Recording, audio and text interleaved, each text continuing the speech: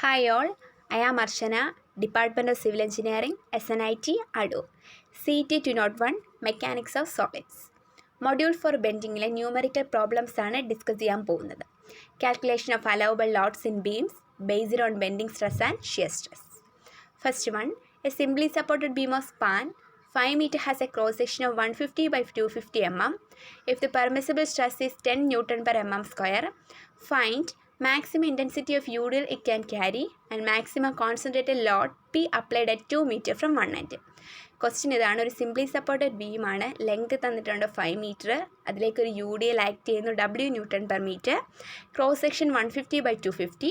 Permissible stress തന്നിട്ടുണ്ട് 10 newton per mm square. Maximum intensity of UDL and maximum concentrated load P applied at 2 metre from one end. ഇത്രയാണ് കണ്ടുപിടിക്കേണ്ടത്. First given length 5 metre, permissible stress F is equal to 10 newton per mm square. ഇതൊരു rectangular cross section ആണ്. So Ymax is equal to D/2. D തന്നിട്ടുണ്ട് 250. 250 by 2 is equal to 125. Ymax എന്ന് പറയുന്നത് neutral ആക്സിസിൽ നിന്നും top fibre വരെയുള്ള distance ആണ് Ymax. First question, maximum intensity of UDL it can carry. അതിൻ്റെ സൊല്യൂഷനാണ് bending moment for a simply supported beam carry UDL M എന്ന് പറയുന്നത് WL²/8 ആണ്. നമുക്ക് വേണ്ടത് W ആണ്. So W is equal to 8M/L². W load per metre across the span of the beam. So നമ്മുടെ കയ്യിൽ ലെങ്ത് ഉണ്ട്. ലെങ്ത് ഗിവൺ ആണ്. M മൊമെൻറ്റ് കണ്ടുപിടിക്കണം. സോ റെക്റ്റാങ്കുലർ ക്രോസ് സെക്ഷൻ ആയതുകൊണ്ട് bending moment is equal to permissible stress into section modulus. M is equal to F into Z. F given ആണ് 10 newton per mm square. Section modulus Z കണ്ടുപിടിക്കണം. Z is equal to rectangular cross section ആയതുകൊണ്ട് BD²/6 ആണ് Z കണ്ടുപിടിക്കാനുള്ള equation. B given ആണ്, D given ആണ്. B 150 into D 250 the square by 6. So 1.526 into 10⁻⁶ mm³ എന്ന് പറയുന്ന answer കിട്ടും. അത് നമ്മൾ M is equal to F into Z എന്ന ഇക്വേഷനിലേക്ക് സബ്സ്റ്റിറ്റ്യൂട്ട് ചെയ്യുമ്പോൾ നമുക്ക് 15.26 into 10⁻⁶ ന്യൂട്ടൺ മീറ്റർ എന്ന് കിട്ടും. സോ നമുക്ക് മൊമെൻറ്റ് കിട്ടി. സോ നമ്മുടെ equation W is equal to 8M/L². അതിലേക്ക് സബ്സ്റ്റിറ്റ്യൂട്ട് ചെയ്യുമ്പോൾ W is equal to 5 kN per meter എന്ന് കിട്ടും.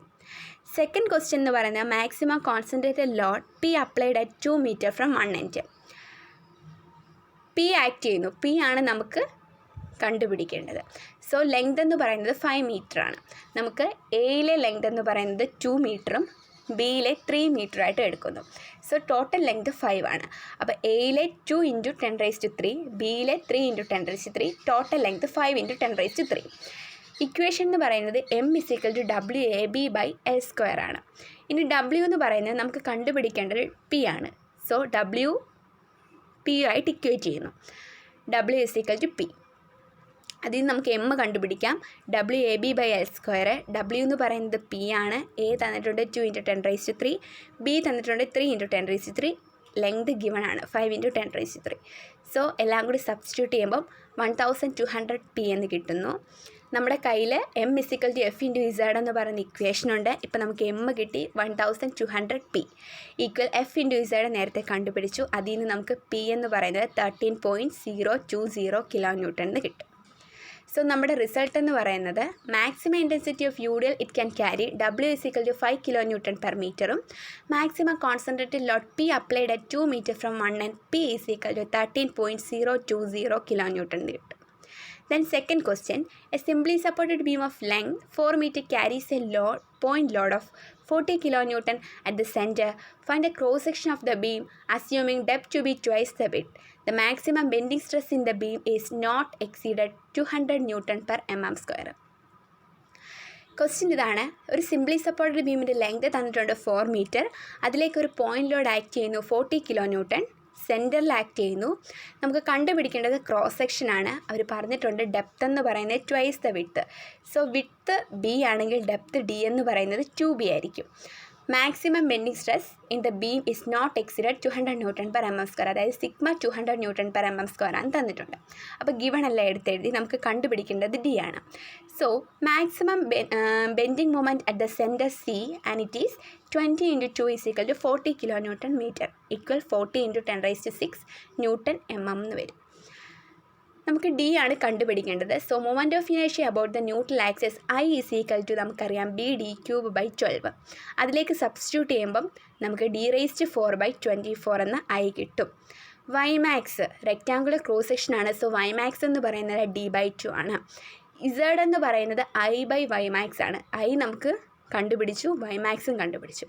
So I is equal to D⁴/24 into 2/D എന്ന് കിട്ടും.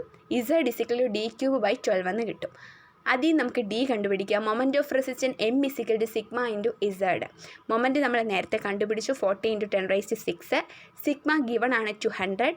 Z D³/12. അതിൽ നമുക്ക് ഡി കിട്ടും 133.89 mm. Thank you.